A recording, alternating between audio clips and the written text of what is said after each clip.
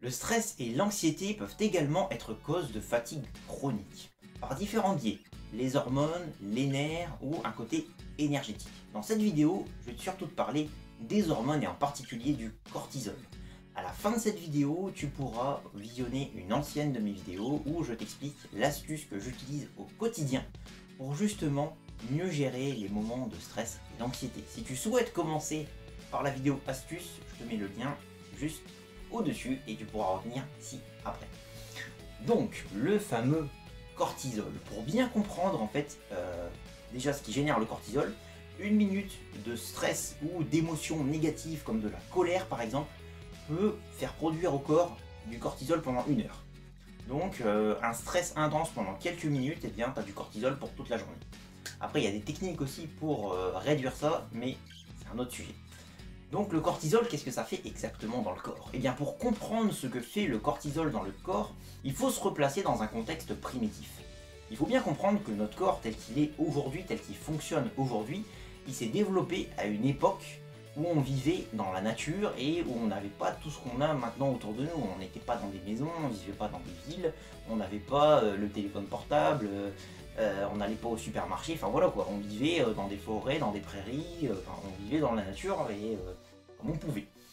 Et dans cet environnement primitif, eh bien, il pouvait arriver qu'on soit confronté à un danger, par exemple rencontrer un prédateur, imaginons que je me balade en forêt et que je tombe sur un ours affamé qui a envie de me dévorer, et bien à ce moment-là, il y a une réaction de stress qui va se mettre en route, il y a un énorme pic de cortisol qui va se créer pour que mon corps puisse réagir très vite pour pouvoir sauver ma peau, en fait, pour pouvoir sauver ma vie, pour pouvoir m'enfuir et être le plus loin de l'ours possible et me mettre en sécurité.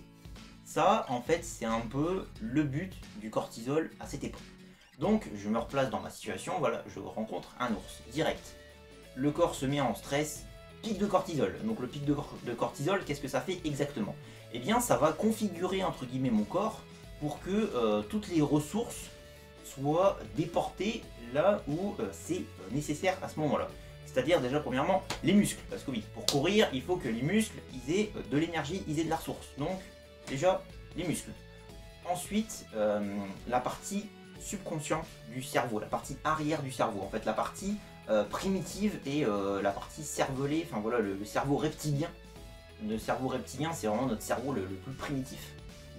Donc il y a cette partie là qui est favorisée et la partie plutôt frontale, plutôt consciente, celle-ci elle est coupée quelque part. On coupe en fait l'alimentation de la partie consciente pour alimenter en priorité la partie inconsciente. Parce que la partie inconsciente elle est beaucoup plus rapide, instinctive, primitive.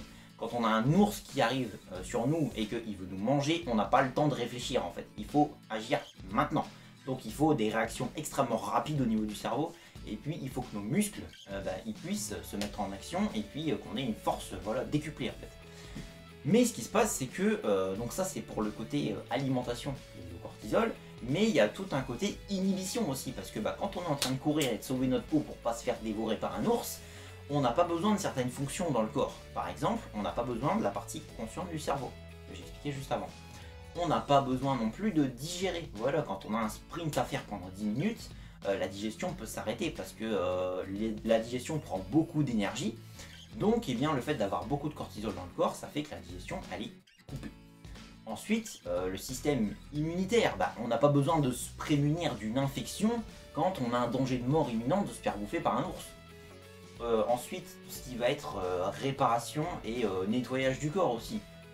Comment dire, toute la partie élimination, voilà, on n'a pas besoin d'éliminer, on n'a pas besoin d'aller faire pipi, caca, de transpirer, de faire des crachats, enfin voilà, de faire peu importe l'élimination qu'on doit faire, on n'a pas besoin de la faire à ce moment-là.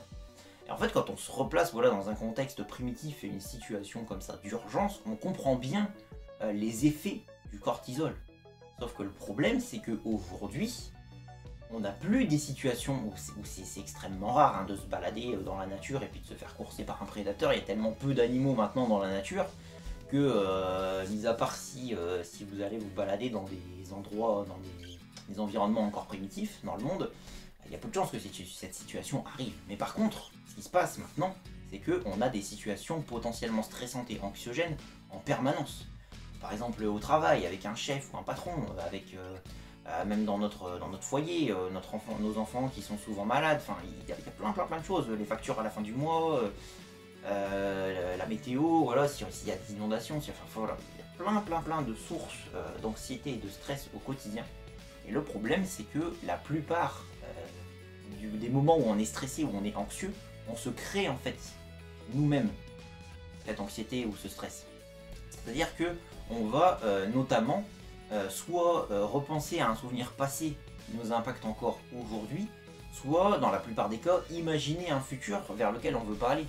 Typiquement, c'est voilà, je sais que dans le cas du SOPK par exemple, il y a certains symptômes qui évoluent d'une certaine façon, et bien dans le futur, il y a des probabilités que ces symptômes ils empirent. Et si tu penses en fait à ce futur qui n'existe pas, ces symptômes qui empirent, ça peut te créer du stress et de l'anxiété.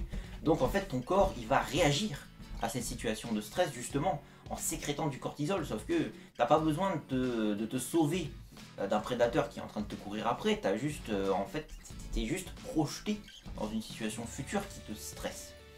Donc c'est pour ça que je te conseillais de voir après la vidéo suivante. Mais il faut bien comprendre que si tu as souvent des moments de stress et d'anxiété, tu produis souvent du cortisol, donc dans ton corps, tu vas freiner ta digestion, tu vas freiner ton immunité, tu vas freiner ton élimination. Toutes ces fonctions-là, ton corps, il a quand même besoin de les faire.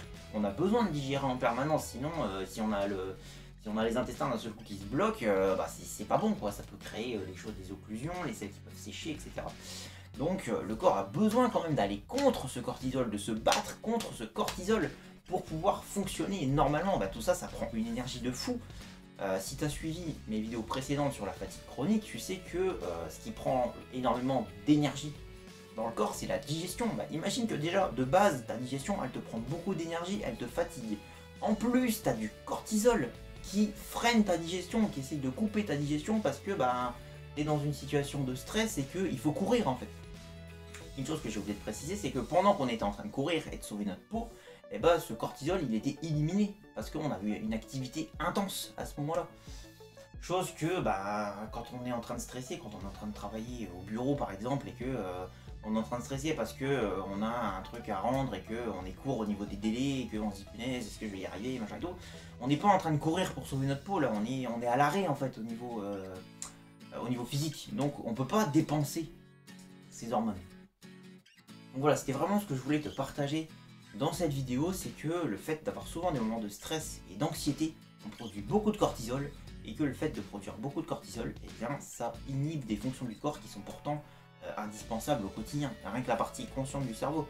Si tu es souvent irritable, que tu as des réactions comme ça au quart de tour, dès qu'il y a un moindre petit truc qui te contrarie, et que tu comprends pas pourquoi, ça peut venir de là en fait. Ça peut venir du fait que tu as trop de cortisol en permanence dans le corps, et que la partie de ton cerveau qui est censé te dire non mais bon, certes cette situation là elle t'agace un peu mais c'est pas grave, il y a pire, etc. Cette partie là du cerveau elle est inhibée en fait, et c'est la partie plus primitive qui réagit en fait. Mais ça t'en as pas conscience. Donc je pense que le fait d'avoir vu cette vidéo, ça te permet de comprendre les méfaits du cortisol. Donc je t'encourage vraiment à t'intéresser aux techniques de gestion du stress et des émotions. Si jamais tu veux en savoir plus, n'hésite pas à réserver une séance offerte avec moi. Voilà, je serais ravi de t'expliquer tout ça de vive voix, soit par téléphone ou en visio. En attendant de se voir via une prochaine vidéo, prends soin de toi et je t'affiche maintenant, juste de ce côté-là, pardon, la vidéo dont je te parlais en début de cette vidéo aussi. Prends soin de toi et à très vite.